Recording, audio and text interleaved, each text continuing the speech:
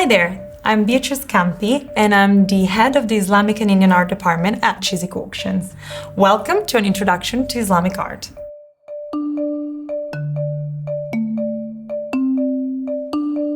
I brought with me today a couple of items to discuss together what is really Islamic art. The term itself sounds quite daunting and it involves quite a lot of things.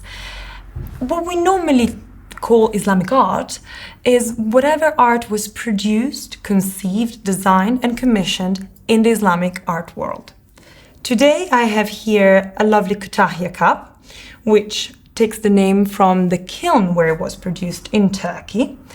Kütahya is a small little town not that far from Iznik, the other great Ottoman ceramic kiln. It is very charming because it shows the similar colors that we will find in the Iznik production, with the typical Armenian red bowl raised, the yellows and the blues.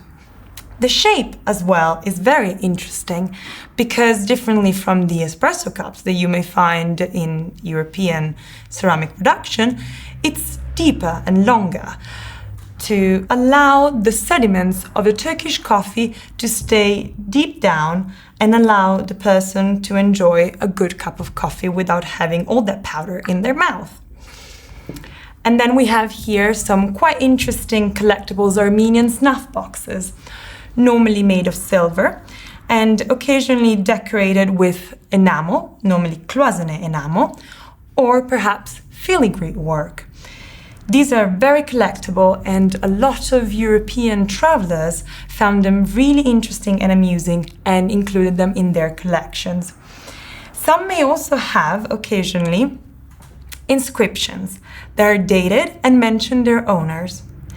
What is exciting about these is that they're not only pretty objects to have on a shelf, but, as owners, you can also decide to use them perhaps as a pill box or as a proper snuff box for tobacco. You never know. And then moving on, we have some Qajar playing cards. Who were the Qajar? The Qajar dynasty was the ruling authority on Iran in the 19th century. Some of these playing cards may have really been used, and they're made of papier-mâché lacquer, which was an absolute favorite at the time. Of course, we can have some that appear to be similar to the ones that we are familiar with, such as, for instance, the knight, the queen, or the soldier. So all figures that we're sort of familiar in our gaming cards.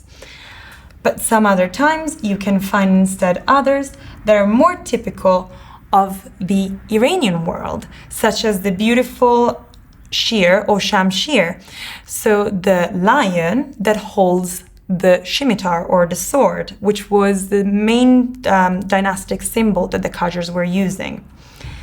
And if you're lucky, you may also find occasionally some erotic cards that just would have probably bedazzled people that were gaming at the table rather than being originally used for any specific games.